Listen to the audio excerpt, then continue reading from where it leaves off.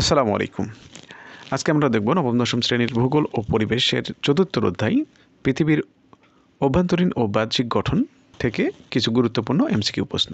তো প্রথম প্রশ্ন, ভূপৃষ্ঠের শিলার যে কঠিন বহিরাবরণ দেখা যায় তাকে কি বলে? ভূপৃষ্ঠে শিলার যে কঠিন বহিরাবরণ দেখা যায় তাকে বলে ভূত্বক। ভূত্বকের গড় গভীরতা কত কিলোমিটার? যে ভূত্বক রয়েছে এর গড় গভীরতা আছে কত কিলোমিটার? এর গড় গভীরতা 20 কিলোমিটার। মহাদেশীয় ভূত্বকের স্তরকে কি বলে? মহাদেশীয় ভূত্বকের স্তরকে কি বলে? শিয়াল স্তর। মহাদেশীয় ভূত্বকের গড় গভীরতা কত কিলোমিটার? মহাদেশীয় যে ভূত্বক রয়েছে এর গড় গভীরতা কত কিলোমিটার? 35 কিলোমিটার। সমুদ্রতল দেশের স্তরকে কি বলে?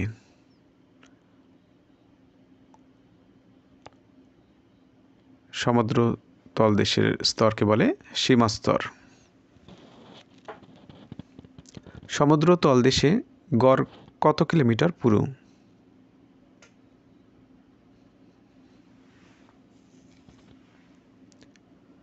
5 কিলোমিটার।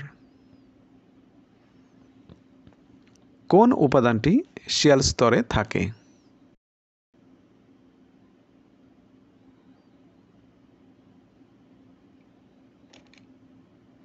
অ্যালুমিনিয়াম।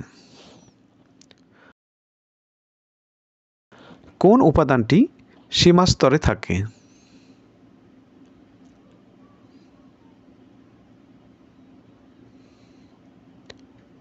ম্যাগনেসিয়াম। সিলিকন এবং ম্যাগনেসিয়াম নিয়ে সীমাস্তর। ভূত্বকের নিচের দিকে প্রতি কিলোমিটারে কত ডিগ্রি সেলসিয়াস তাপমাত্রা বাড়ে? অর্থাৎ ভূত্বকের নিচে যদি আমরা যাই 1 কিলোমিটার তাহলে সেক্ষেত্রে তাপমাত্রা কত ডিগ্রি বৃদ্ধি পাবে? 30 ডিগ্রি সেলসিয়াস। ভূত্বকের নিচের স্তরের নাম কি? ভূত্বকের যে স্তর রয়েছে নিচের স্তরের নাম কি?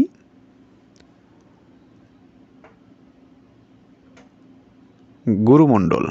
ভূত্বকের নিচের স্তরের নাম গুরুমণ্ডল। গুরুমণ্ডলের গভীরতা প্রায় কত কিলোমিটার?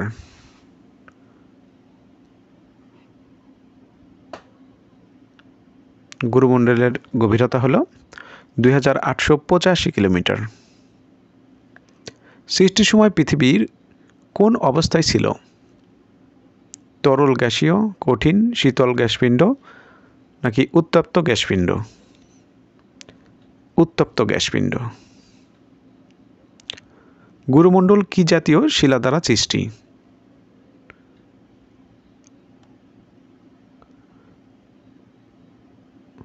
গুরুমণ্ডল ব্যাসল্ট জাতীয় শিলা দ্বারা সৃষ্টি। গুরুমণ্ডলকে কয় ভাগে ভাগ করা যায় বা কয় ভাগে বিভক্ত?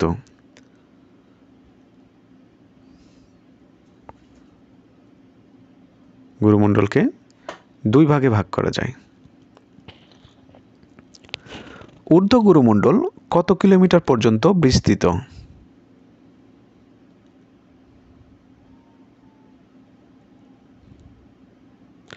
ঊর্ধ্ব গুরুমণ্ডল 700 কিলোমিটার পর্যন্ত বিস্তৃত। ঊর্ধ্ব গুরুমণ্ডলে কোন খনিজ দ্বারা গঠিত? অর্থাৎ যে খনিজ পাওয়া যায় ঊর্ধ্ব গুরুমণ্ডলে সেগুলো হলো লোহা ও ম্যাগনেসিয়াম। গুরুমণ্ডলের নিচের স্তরের নাম কি? গুরুমণ্ডলের নিচের স্তর। ভূত্বকের নিচে রয়েছে গুরুমণ্ডল আর গুরুমণ্ডলের নিচে রয়েছে কেন্দ্রমণ্ডল। গুরুমণ্ডলের নিচ থেকে পৃথিবীর কেন্দ্র পর্যন্ত বিস্তৃত মণ্ডলকে কি বলে?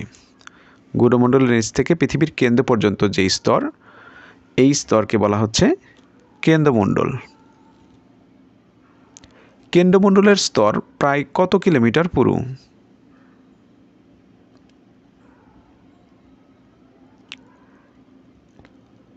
কেন্দ্রমণ্ডলের স্তর প্রায় 3486 কিলোমিটার পুরু।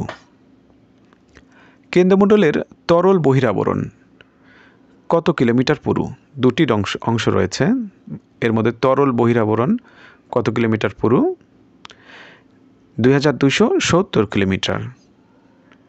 কেন্দ্রমণ্ডলের অন্তভাগ কত কিলোমিটার পুরু?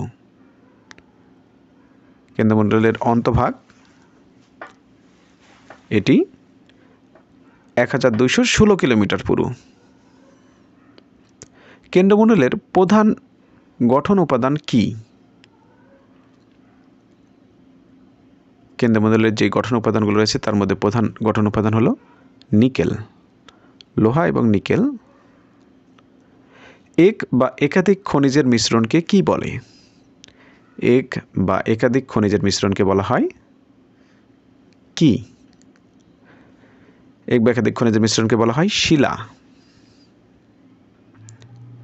শিলা কত প্রকার?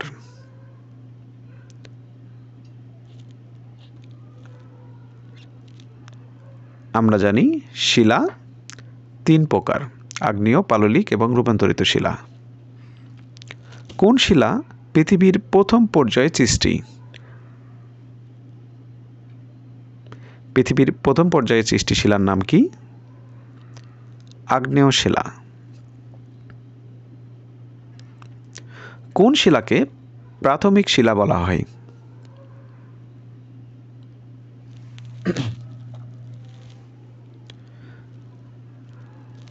আগ্নেয় শিলাকেই প্রাথমিক শিলা বলা হয়। আগ্নেয় শিলার অপর নাম কি? আগ্নেয় শিলাকে অপর কি নামে ডাকা হয় বা অপর নাম কি?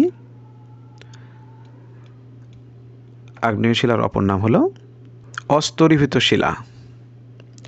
কোন শিলায় জীবাশ্ম জ্বালানি দেখা যায় না?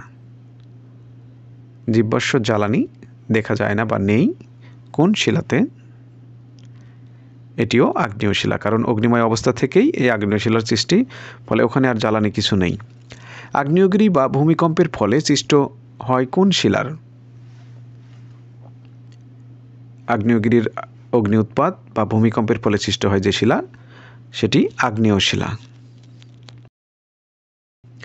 আগ্নেয় শিলাকে কয় ভাগে ভাগ করা যায়? আগ্নেয় শিলাকে কয়টি ভাগে ভাগ করা যায়? আগ্নেয় শিলাকে 2টি ভাগে ভাগ করা যায়। তো এ পর্যন্ত সাথে থাকার জন্য ধন্যবাদ। ভিডিওটি ভালো লাগলে চ্যানেলটি সাবস্ক্রাইব করবেন আর লাইক কমেন্ট দিয়ে এতে সাথে থাকবেন। সবাই ভালো থাকবেন। আল্লাহ হাফেজ।